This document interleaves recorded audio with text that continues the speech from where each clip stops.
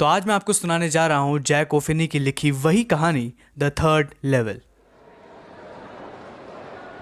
Central New York, new haven और Hartford railway के presidents time table और सारे स्केड्यूल के ढेर पर शपथ खा जाएंगे कि यहाँ केवल 2 लेवल हैं, मगर मैं कहता हूँ कि यहाँ 3 लेवल हैं, क्योंकि मैं ग्रैंड सेंट्रल स्टेशन के तीसरे लेवल पर जा चुका हूँ। हाँ, मैं वो कदम भी बढ़ा चुका हूँ जो आप लोग मुझे जस्ट कहेंगे। बाकी लोगों के अलावा भी मैंने एक साइकेट्रिस्ट दोस्त से बात कर ली है।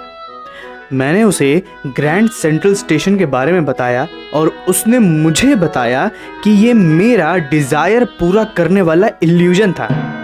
उसने कहा मैं नाखुश था। इसने एक तरह से मेरी पत्नी लुइसा को गुस्सा दिलाया, लेकिन फिर उसने साफ किया कि उसका मतलब था कि आधुनिक संसार में असुरक्षा, भय, युद्ध और चिंता और ऐसी ही अनेक बातों से भरा हुआ आदमी केवल इससे छुटकारा पाना चाहता है। अच्छा, कौन नहीं चाहता? मैं जिस किसी को भी जानता हूं उनमें से हर कोई बचना चाहता है, छुटकारा चाहता है इन सब चीज़ों से, लेकिन वो सब के सब ग्रैंड सेंट्रल स्टेशन के तीसरे लेवल में नहीं भटकते। लेकिन यही कारण है, सैम ने कहा, और मेरे बाकी सारे दोस्त भी सहमत थे। सब बातें इसी ओर इशारा करती हैं। उन्होंने इस बात का दावा किया कि मेरा स्टैम्प कलेक्शन करना, एग्जाम्पल के लिए, वो भी रियलिटी से दूर रहने का टेम्पररी रेफ्यूजी है। अच्छा, अगर ऐसा है तो क्या मेरे दादाजी भी इनसिक्योरिटी और भय में थे? उनके टाइम में जितना मैंने सुना है सब कुछ पीसफुल और शांत था, तो वो क्या इनसिक्योरिटी में करते थे स्टैम्प कलेक्शन? और एक इनसिक्योरिटी से की गई चीज इतनी सुंदर कैसे हो सकती है? मेरा स्टैम्प कलेक्शन इतना कमाल का है, यूएसए के ईयर वाइज सेक्शंस में बटा हुआ फर्स्ट डे कवर्स के साथ। और तो और प्रेसिडेंट रूजवेल्ट भी स्टैम्प कलेक्शन किया करते थे। अब बताइए, उन्हें कैसी इनसिक्योरिटी?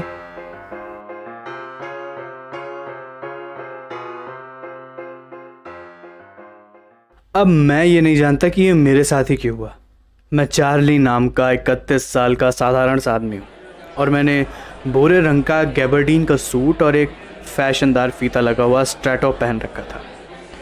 मैं 1 दर्जन लोगों के पास से गुजरा जो ठीक मेरे जैसे दिखाई दे रहे थे, और मैं किसी भी चीज़ से बचने की कोशिश नहीं कर रहा था।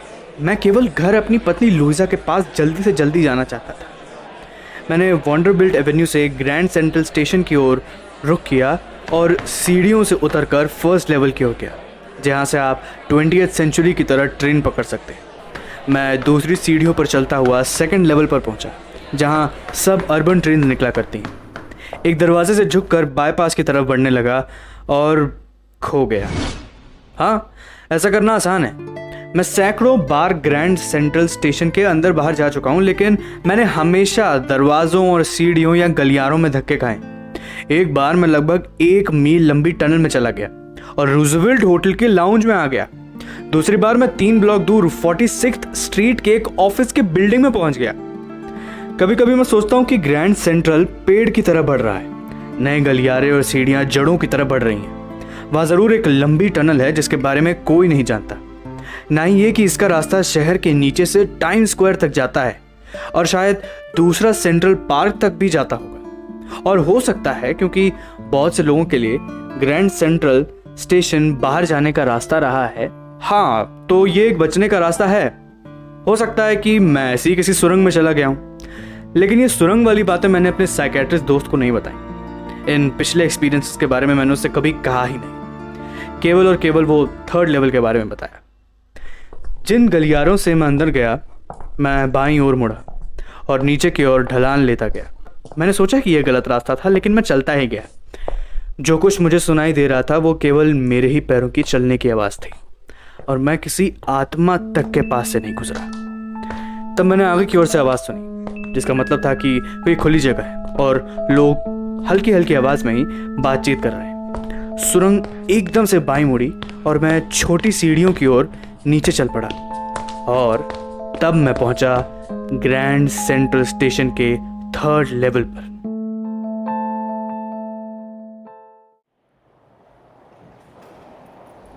एक पल के लिए मैंने सोचा कि मैं वापस दूसरे लेवल पर आ गया, लेकिन मैंने देखा कि कमरा उम्मीद से छोटा था। वहाँ बहुत कम टिकट विंडोज़ और रेल के दरवाजे थे, और बीच में इंफॉर्मेशन सेंटर का बूथ लकड़ी का बना हुआ था और पुराने ढंग का दिखाई दे रहा था। बूथ में बैठे हुए व्यक्ति ने आंखों पर चश्मा लगा रखा था और लंबी आस्तीन वाला काले रंग का प्रोटेक्टर पहना हुआ था। रोशनी बहुत कम थी और झिलमिला रही थी। झिलमिला क्यों रही थी? मैंने थोड़ा ध्यान से देखा तो पता चला कि वो खुली लौ वाले गैस लैंप थे। वहाँ फर्श पर पीतल के पीकदान रखे हुए थे और स्टेशन के आर पार मेरी आंखों ने एक रोशनी की चमक को देखा। एक आदमी अपनी जेब से एक सोने की घड़ी निकाल रहा था।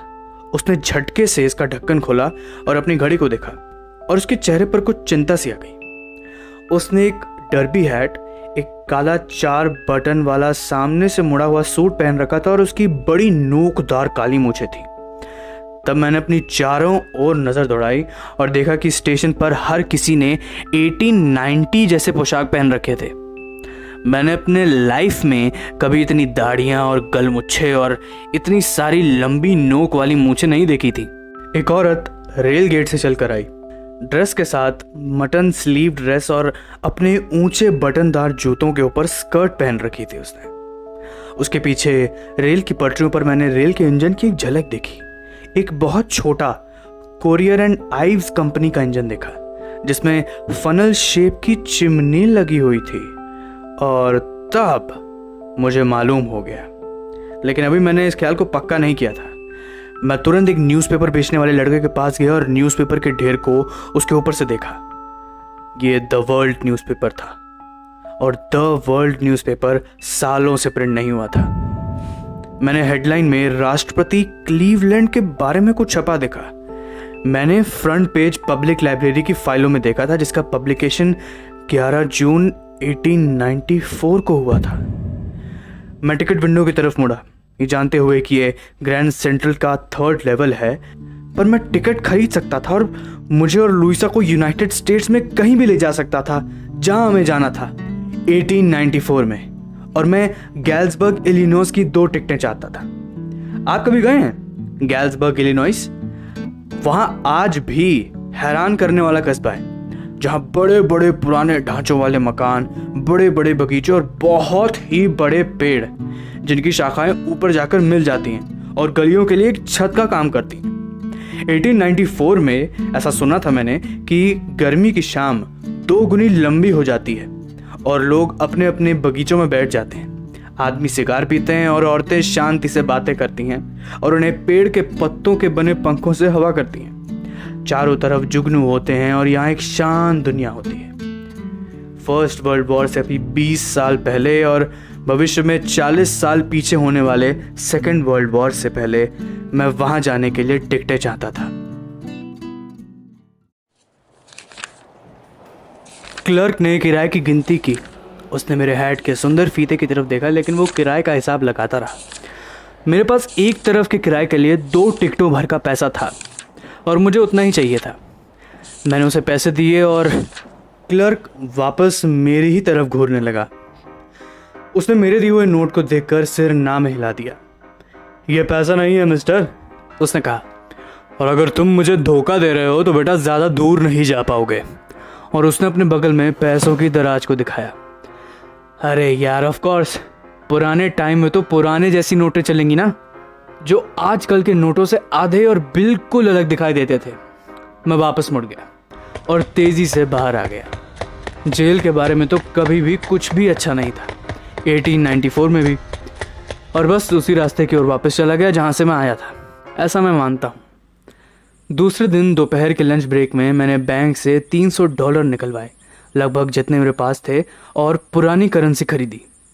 ये करेंसी वाला खरीदने का हिस्सा मेरे साइकेट्रिस्ट दोस्त को वास्तव में चिंता में डाल दिया था।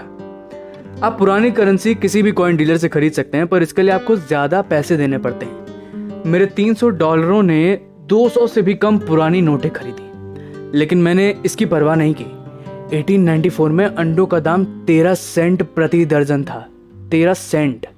लेकिन मुझे वो गलियारा कभी नहीं मिला जो ग्रैंड सेंट्रल स्टेशन के 3rd लेवल को जाता है। हालांकि मैंने काफ़ी कोशिश की। लुइसा अब बहुत ज़्यादा टेंशन में थी। जब मैंने उसे ये सब बताया तो वो नहीं चाहती थी कि मैं इस थर्ड लेवल के बारे में दोबारा तलाश शुरू करूं। और थोड़े दिन बाद मैं रुक भी गया और अपने स्टैम्प कलेक्शन की तरफ वापस आ गया। लेकिन अब हम दोनों तलाश कर रहे हैं हर वीकेंड में, क्योंकि अब हमारे पास प्रूफ है कि थर्ड लेवल अभी भी है। मेरा दोस्त सैम वेइनर गायब हो गया था। कोई नहीं जानता था कि कहाँ गया, लेकिन मुझे शक था क्योंकि सैम एक शहरी लड़का था और मैं उसे गेल्सबर्ग के बारे में बातें करता रहता था। वहाँ मैं स्कूल जाता था और वो हमेशा कहता था कि उस जगह की आवाज़ उसे बहुत पसंद है, और वो वही है, बिल्कुल उसी जगह पर 1894 में। ऐसा मैं क्यों कह रहा हूँ? क्योंकि एक रात जब मैं अपने स्टैम्प कलेक्शन को देख रहा था, मैंने पाया। अच्छा, वैसे आप क्या जानते हैं कि फर्स्ट डे कवर क्या होता है? जब एक नया डाक टिकट जारी होता है तो स्टैम्प कलेक्टर्स उन्हें खरीद लेते हैं और उन्हें बिक्री के पहले दिन ही अपने पते के लिफाफे पर लगाकर पोस्ट कर देते हैं, और ये डाक खाने की स्टैम्प डेट को वेरीफाई कर देती है। ये लिफाफा फर्स्ट डे कवर कहलाता है। ये कभी खोले नहीं जाते। आप इस लिफाफे में कोरा कागज रखते हैं। अब वापस आते हुए, उस रात को मेरे फर्स्ट डे कवर्स में मुझे एक लिफाफा मिला जो वहाँ नहीं होना चाहिए था। ये वहाँ था क्योंकि किसी ने इसे मेरे दादाजी को उनके घर पर गेल्सबर्ग में डाक में भेजा था, और ये बात लिफाफे पर लिखी हुई एड्रेस बता रही थी, और ये वहाँ 18 जुलाई 1894 से था। ये पोस्ट ऑफिस की स्टैम्प बतला रही थी। लिफाफे पर 6 सेंट का स्टैम्प था, हल्की भूरी। इस पर प्रेसिडेंट गारफील्ड की फ़ोटो बनी हुई थी। स्वाभाविक रूप से जब ये लिफाफा दादाजी के पास आया होगा, उन्होंने सीधा इसे कलेक्शन में डाल दिया, और ये तब से वहीं पर पड़ा था जब तक कि उस रात मैंने इसे खोल कर नहीं देखा था। और खोलने पर मालूम हुआ कि ये कागज़ खाली नहीं था। इस पर लिखा था 1941 विलॉर्ड स्ट्रीट, गेल्सबर्ग, इलिनॉइस, 18 जुलाई 1894। चार्ली। मैं आशा करने लगा कि तुम ठीक थे। तब मेरा विश्वास करने लगा कि तुम ठीक थे। और चार्ली, ये सच है, मैंने थर्ड लेवल खोज लिया है। मैं यहाँ 2 हफ्ते से हूँ, और इस समय गली में नीचे डेली के घर में कोई पियानो बजा रहा है, और वो सब आंगन के बाहर दहलीज पर गाते हुए लेमनेड के लिए बुलावा आया है। वापस आ जाओ चार्ली, और लुइसा को भी लेकर आना। तलाश करते रहो जब तक तुम्हें थर्ड लेवल नहीं मिल जाए। ये खोजने लायक है दोस्त, मेरा विश्वास करो। इस लेटर के एंड पर सिग्नेचर थे सैम के। मैं जिस स्टैम्प और कॉइन स्टोर पर गया, मैंने पाया कि सैम ने लगभग $800 के पुराने ढंग की करेंसी खरीदी थी। उसे वो भूसे, चारे और अनाज का छोटा मोटा अच्छा बिजनेस कर सकता था। वो हमेशा कहता था कि उसकी यही करने की इच्छा थी, और वो ऑब्वियसली अपना पुराना काम जो वो अभी इस साल यहाँ कर रहा था वो नहीं कर सकता था। 1894 के गेल्सबर्ग, इलिनॉइस में तो बिल्कुल नहीं। उसके पुराने पेशे में क्या बुराई थी?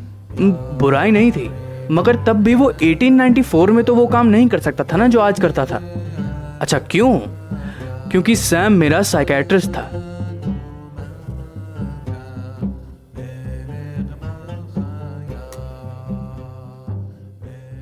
आई होप आपको ये कहानी पसंद आई हो।